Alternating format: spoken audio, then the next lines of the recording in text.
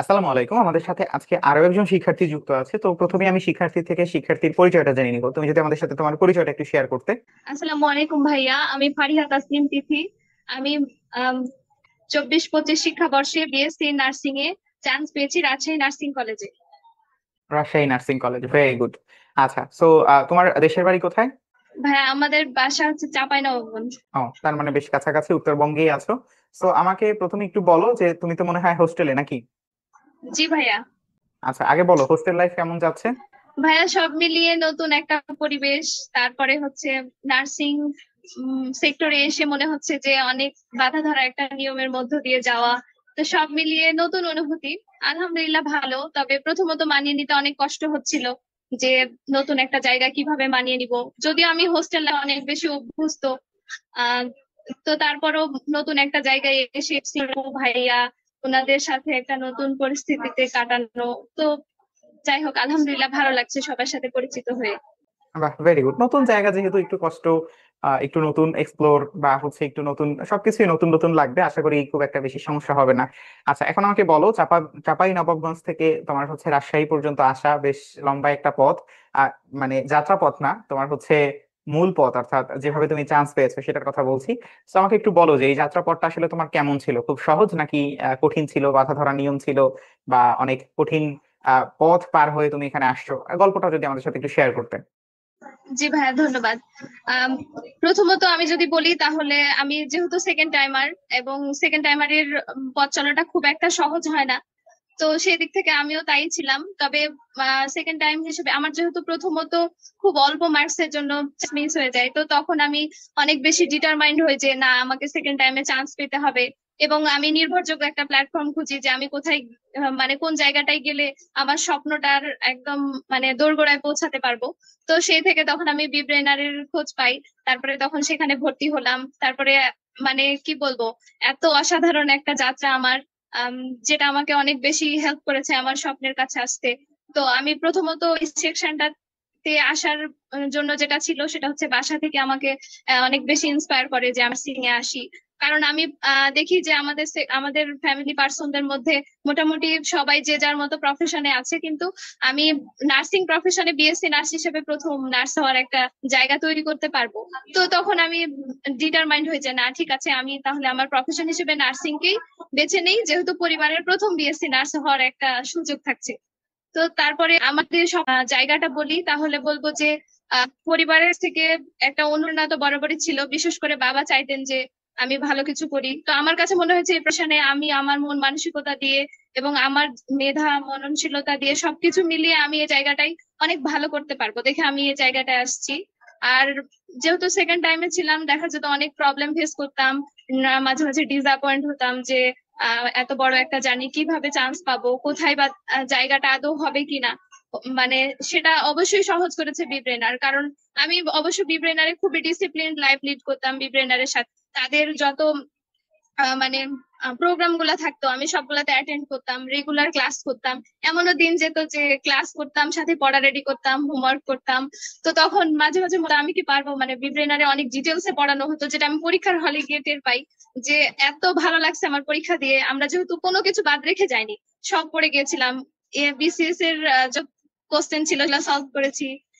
Even হচ্ছে আমাদের বিব্রেনার থেকে জিস বই যা দেয়া ছিল সেগুলা রেগুলার এক্সাম দিতাম। তো এক্সামে মাঝে মাঝে খারাপ করলে তখন ভাইয়াদের নক করতাম, আপুদের অ্যাডভাইজার আপুদের নক করতাম।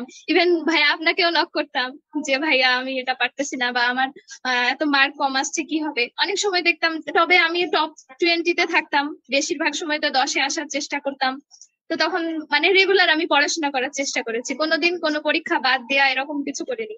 অসুস্থতা বশত হয়তো বা এটা বাসে এরকম, কিন্তু আমি মনে করি বিব্রেনার কেউ যদি এট এ টাইম রেগুলারলি তাদের সবকিছু প্রোগ্রামকে মানে একসেপ্ট নিতে পারে আর অভ্যস্ত হয়ে যায়, তাহলে অনেক ভালো র্যাঙ্কিং এ চান্স পাওয়া সম্ভব। বাহ, ভেরি গুড। তুমি আসলে খুব সুন্দরভাবে প্রথম থেকে শেষ পর্যন্ত আমাদের সাথে বর্ণনা করলে, খুব ভালো লাগলো। এবং একই সাথে আমি এখন পর্যন্ত যে কয়জনের ইন্টারভিউ নিয়েছি প্রত্যেকেরই একটা কথা, সেটা হচ্ছে আমি ধারাবাহিক থেকেছি এবং হচ্ছে কখনো কিছু মিস দেইনি। এখন কিন্তু আমি তোমাকে চার্জ করতে পারবো না, তুমি যদি আমাকে বলো যে না ভাই আমি হচ্ছে ভুল করে আহ, ধারাবাহিক ছিলাম না বা কিছু। কিন্তু আসলে সত্যি কথা যেটা সেটা হচ্ছে ধারাবাহিক না থাকলে চান্স পাওয়া যাবে না, এটাই হচ্ছে সব থেকে বড় বিষয়। এবং এই কারণেই কিন্তু হচ্ছে তুমি যেটা বললা যে একদম ডিপ জায়গা থেকে, বেসিক জায়গা থেকে পড়ানোর কারণে পরীক্ষার হলে গিয়ে তুমি খুশি হয়ে গিয়েছো, এটাই হচ্ছে আমাদের মূল লক্ষ্য।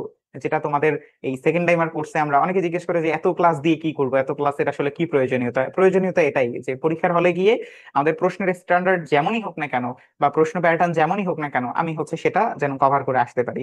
Very good. আচ্ছা, এখন তুমি আমাকে যদি একটু বলতা যে তোমার আসলে পড়ার স্ট্র্যাটেজি, আমি বুঝে গিয়েছি তোমার পড়ার স্ট্র্যাটেজি আসলে ধারাবাহিক ভাবেই পড়াশোনার কথা ছিল। তো আমাকে যদি একটু বলতা যে তোমার আসলে জুনিয়রদের উদ্দেশ্যে যদি কোনো বার্তা থাকে যে ধরো যে জুনিয়রটা আসলে এখনো ডিটারমাইন্ডই হতে পারছে না যে আসলে ও কি করবে, সেকেন্ড টাইমার, বাট এখনো ওর মাথায় আসলে এটাই নাই ওর আসলে কি করা উচিত, তো কি করা উচিত ওর এই মুহূর্তে? আমি প্রথমত ভাইয়া বলবো সেকেন্ড টাইমারদের উদ্দেশ্যে যে প্রথমত আগে একটু রেস্ট নিতে হবে, মানে মাইন্ড রেস্ট যাকে বলে। যেহেতু মানে যারা ফার্স্ট টাইমে চেষ্টা করেছিল তো সে জায়গায় পৌঁছাতে পারেনি, তার মানে প্রথমত তাকে একটু মাইন্ড রেস্ট নিতে হবে। তারপরে অবশ্যই তার স্বপ্নের প্রতি অনেক বেশি শ্রদ্ধাশীল এবং ধৈর্যের সাথে আগানোর একটা মানে মন মানসিকতা সেট করতে হবে। তার পরবর্তীতে একটা গাইডলাইন বেছে নিতে হবে, যেটা মানে আমি মনে করি বি ব্রেনারকে একদমই মানে এটা আশাদ স্বরূপ হয়ে যাবে তার স্বপ্নের যাত্রাটা সহজতর হতে। আর গাইডলাইনের পরবর্তী বিষয়টা হচ্ছে স্ট্র্যাটেজি ফলো করে পড়া করা। যেমন হচ্ছে আমরা অনেকেই দেখি যে আমাদের ব্যাচমেটরাই অনেকে অনেক পড়াশোনা করে কিন্তু ভালো একটা র্যাঙ্কিং এ চান্স পায় না বা কোনো মতে চান্স মিস হয়ে যায়। তো সেই দিক থেকে আমি বলবো যে পড়াশোনা অবশ্যই গুছিয়ে পড়তে হবে। আহ মানে সবকিছুই যে মানে বুঝতে হবে, কোশ্চেন প্যাটার্ন গুলা সলভ করতে হবে, বিগত বছরে যত প্রশ্ন আছে সেগুলা সলভ করে অভিজ্ঞতা নিতে হবে। তারপরে তখন বোঝা যাবে, কোশ্চেন প্যাটার্ন সলভ করলে বোঝা যাবে যে কোশ্চেন কি ধরনের হয়। সে অনুযায়ী তখন আমি মনে করি আমি এটা করতাম, তখন আমি দেখতাম যে বই বের করলে বুঝতে পারতাম যে এই টপিক গুলো অনেক বেশি ইম্পর্টেন্ট, এগুলো থেকে কোশ্চেন আসে। তো আমি মনে করি সবচেয়ে ইম্পর্টেন্ট হচ্ছে আগে কোশ্চেনের ধারাবাহিকতাটা বোঝা, যে কিভাবে কোশ্চেন গুলো আসে বা কি ধরনের পড়াশোনা করলে বা কি ওয়েতে আগালে মানে ভালো করা সম্ভব। আরেকটা বিষয় সেটা হচ্ছে অনেক বেশি রেগুলার হওয়া।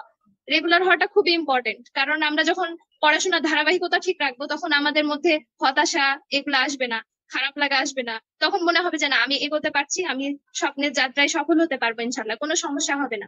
আর যখন আমরা মানে 2 দিন পড়লাম 5 দিন পড়লাম না, তখন দেখা যাবে যে মানে আর ভালো লাগবে না, ডিটারমিনেশনটা রাইট ওয়েতে থাকবে না। তো তখন সমস্যা হবে। জুনিয়রদের উদ্দেশ্যে এটুকুই বলবো যে অ্যাডমিশন হয়তো বা সেকেন্ড টাইম হয়ে 2বার পাওয়া যায়, কিন্তু অ্যাডমিশনই অ্যাডমিশনকে খুবই মানে একবার খুবই ক্রিয়েটিভ পর্যায়ে নিতে হবে, যে হ্যাঁ এটা হচ্ছে বারবার লাইফে আসে না। আর এটাকে হচ্ছে খুবই ইম্পর্টেন্ট ওয়েতে নিয়ে তারপরে আগাতে হবে, কখনোই এটাকে অবহেলা করা যাবে না। কারণ আমাদের জীবনে দেখা যায় যে এই ওয়েটাই জীবনের কোথায় প্রফেশনটাকে ঠিক করে দেয়, তারপরে আমি কোথায় এর পরবর্তীতে লাইফ লিড করব সেগুলাও মানে বলে দেয়। তো সেদিক থেকে এটাকে অনেক বেশি গুরুত্বের সাথে নিতে ভেরি হবে। গুড, খুব সুন্দরভাবে আসলে তুমি বর্ণনা করলে, খুব ভালো লাগলো। সো যেটা আসলে জুনিয়রদের উদ্দেশ্যে এরকমই একটা বার্তা হওয়া উচিত, এবং সেকেন্ড টাইমার বিশেষ করে এটা আসলে তার জন্য খুব গুরুত্ব বহন করবে। আচ্ছা, সো সর্বশেষ তুমি যদি আমাদের বিব্রেনের উদ্দেশ্যে কিছু যদি বলতা, বা বিব্রেনার থেকে সার্ভিস তুমি কেমন পেয়েছো, বা বিব্রেনার তোমাকে কতটা হেল্প করেছে, একদম সংক্ষেপে যদি আমাদের সাথে একটু বলতা। আলহামদুলিল্লাহ ভাই, প্রথমতই বলবো যে আমি যখন মানে রেজাল্ট পেলাম তারপরে আমি প্রথমত জানাইছিলাম ফারিয়া ফারিয়া আপুকে। তো উনি বলে আমার অনেক ভালো লেগেছিল, আমি এটা বিশ্বাস করতাম যে আমি সেকেন্ড টাইমে অনেক ভালো একটা র্যাঙ্কিং এ চান্স পেতে পারবো। তো আলহামদুলিল্লাহ। আর আমি বলবো বি ব্রেনারের সাথে আমি যেহেতু অনেক ডিসিপ্লিন লাইফ পছন্দ করি, তো সেদিক থেকে বি ব্রেনারকে আমার খুবই ভালো লেগেছে। কারণ এখানকার পড়াশোনার প্যাটার্ন অনেক বেশি আপডেট, যেটা কেউ যুক্ত না হওয়া অব্দি কেউ বুঝতে পারবে না। কারণ এখানে আমি মনে করি আমি যদি অফলাইন কোচিং এ ভর্তি হতাম, আমি কিন্তু প্রথমে ভর্তিও হয়েছিলাম প্রথম ফার্স্ট টাইমে, কিন্তু সেকেন্ড টাইমে আমি আর রাজশাহীতে কোচিং এ আসিনি, আমি বাসা থেকে প্রিপারেশনের উদ্যোগ মানে আনি। তো সেদিক থেকে আমি দেখেছি আমার আব্বু অনেক বেশি খুশি এবং আপনাদের জন্য অনেক বেশি দোয়া করেন। আমি দেখি যে বলে যে অনেক দেখেছি যে অনলাইনে কিছু জিনিসপত্র কিনলেও ভালো কিছু দেয় না, কিন্তু বিব্রেনারে দেখেছি তাদের এত সুন্দর প্যাকেজিং, তারপরে বইগুলা এত সাজানো গুছানো, এবং টি শার্ট থেকে শুরু করে এগুলা তো বলে যে অথেন্টিক, অনেক সুন্দর। তো সবকিছু মিলে পড়াশোনার ক্ষেত্রে আমি তা দেখেছি। আমি দেখেছি যে অনেক ভালো ভালো ইউনিভার্সিটির ভাইয়ারা আমাদের ক্লাস নেন, বেসিক টু অ্যাডভান্স লেভেল, আমাদের যা কিছু প্রয়োজন তার থেকে অনেক বেশি দেন, যেটা আমার কাছে মনে হয় যে বিগত 12 বছরের যে পড়াশোনা সেটাও আমার অনেক বেশি ভালো হয়ে গেছে আর পড়াশোনাটা। তো সব মিলিয়ে বি ব্রেনের পড়াশোনা অন্যান্য কোচিং এ দেখা যায় যে যখন আমরা ক্লাসে গেলাম তখন আমাদেরকে সার্ভিস দিল, কিন্তু বিব্রেনারে 24 আওয়ারই সার্ভিস পাওয়া যায়। আমরা এমন কোনো দিন যায় নাই যে কোশ্চেন করে আনসার পাই নাই, এরকম কোনোদিনই হয় নাই। মানে আমার খুবই ইচ্ছা ছিল যে ভাইয়াদের সাথে আমার কথাগুলো শেয়ার করব, এবং এটার জন্য আমি পেজে বলেছিলাম যে ভাইয়া আমি কথা বলতে চাই, কারণ আমার তো কথা ছিল যে অনেক ভালো লাগছে আমার বিব্রেনারের পথ ধরে আমি এই জায়গায় আসছি। তো ভাই আপনাদের কাছে আমি দোয়া চাইবো, আর আপনাদের উত্তরোত্তর সাফল্য কামনা করছি, যে আপনারা অনেক ভালো কিছু করেন। এবং আমার এলাকায় বা আশপাশে যারা আছে সবাইকে আমি বলি যে হ্যাঁ, আমি ট্রেনারের কোচিং করার মাধ্যম দিয়ে চান্স পেয়েছি। তো সবাই অনেক বেশি বিশ্বস্ত এই প্রতিষ্ঠানটার প্রতি, বিশেষ করে আমার বাবাকে আমি দেখি যে সে অনেক বেশি বিশ্বস্ততার সাথে আপনাদেরকে নেয়। এবং আমি ফার্স্ট টাইমার, সরি, আমি হচ্ছে আমাদের যে ফার্স্ট ইয়ারের ফাউন্ডেশন কোর্স আছে সেটাতে অ্যাড হয়েছি। আম, দেখি এখান থেকে পড়াশোনা করে অনেক বেশি নিজেকে গুছিয়ে রাখা সম্ভব সেই দিক থেকে। তো অনেক বেশি বিশ্বস্ততা এই প্রতিষ্ঠানের প্রতি। আমি প্রথমতই মানে এই জন্যই আল্লাহর কাছে লাখো কোটি শুকরিয়া যে এরকম একটা প্রতিষ্ঠানের মধ্য দিয়ে আমি গেছি। অনেক ভালো লেগেছে আমার। এখানকার কোশ্চেন প্যাটার্ন পুরা মেডিকেলের মতো, মানে যা লাগবে তার থেকে অনেক বেশি। আমি সেটা পরীক্ষার হলে গিয়ে টের পাই যে পরীক্ষাতে আমি দেখেছি আমাদের গণিত বই থেকে হুবহু কোশ্চেন ছিল, যেগুলোর একটা ডিজিটও চেঞ্জ ছিল না। তো এমনিতে ম্যাথে আমি মোটামুটি প্রথম দিকে ভয় পেতাম, কিন্তু পরে দেখলাম যে না, পরীক্ষার হলে গিয়ে আমার অনেক বেশি ভালো লেগেছে যে যা পড়াইছে ভাইয়ারা সেগুলা থেকে আসছে, হুবহু আসছে। আমার মার্কসও অনেক ভালো আসছিল। খুব সুন্দরভাবে আসলে বর্ণনা করলে, একদম A to Z। এটাই আসলে শুনতে চেয়েছিলাম, যেটা আসলে প্রকৃত অর্থেই তুমি আসলে তোমার কৃতজ্ঞতা বোধ বা হচ্ছে কতটুকু প্রকাশ করা উচিত, এটা খুব ভালোভাবে তুমি প্রকাশ করতে পারো। এবং এর সাথে আঙ্কেলকে আমাদের সালাম দিও, যেহেতু হচ্ছে যখন পরিবার বা হচ্ছে অভিভাবক এই বিষয়টা ওইভাবে প্রত্যক্ষ করে, তখনই কিন্তু আসলে আমাদের মূল মানে প্রাপ্তি বা মূল অর্জন। কেননা তুমি হয়তোবা তোমার কাছে পছন্দের, এ কারণে হয়তোবা ভালো লাগছে, বাট একজন অভিভাবক কিন্তু সবকিছু দেখে শুনে বিবেচনা করে এরপর এরকম একটা মন্তব্য করতে পারে। যে কারণে আসলে আঙ্কেলকে অসংখ্য ধন্যবাদ। দুইটা কারণে ধন্যবাদ। একটা হচ্ছে তার সন্তানকে তিনি একজন মানব সেবিকা হিসেবে প্রস্তুত করার জন্য সায় দিয়েছেন বা স্যাক্রিফাইসই করেছেন, যেটা বলতে পারি আমরা। এবং দ্বিতীয়ত হচ্ছে আমাদের এই চেষ্টাটাকে তিনি হচ্ছেন অ্যাপ্রিসিয়েশন জানিয়েছেন। Very good. তোমাকে অসংখ্য ধন্যবাদ। হোস্টেল লাইফের এই ঝামেলার মধ্যে ডিসিপ্লিন লাইফ বললা, হয়তোবা তুমি এখন ঘুমিয়ে পড়তা। যাই হোক, সো এর মধ্যে আমাদের সাথে যুক্ত হওয়ার জন্য অসংখ্য ধন্যবাদ। তোমার অনেক উত্তরোত্তর সাফল্য কামনা করি। এবং যেহেতু তুমি আমাদের সাথেই যুক্ত আছো, হয়তো আরো ভবিষ্যতে আমাদের সাথে যুক্ত হওয়ার তোমার হচ্ছে সুযোগ হবে। এই দোয়া এবং প্রত্যাশা রেখে আজকে আমরা আমাদের এই সংক্ষিপ্ত ইন্টারভিউটা কমপ্লিট করছি। ওকে। জি ভাই, অনেক ধন্যবাদ। ভাইয়া ঠিক। দোয়া রাখবেন। জি, আসসালামু অবশ্যই। আলাইকুম।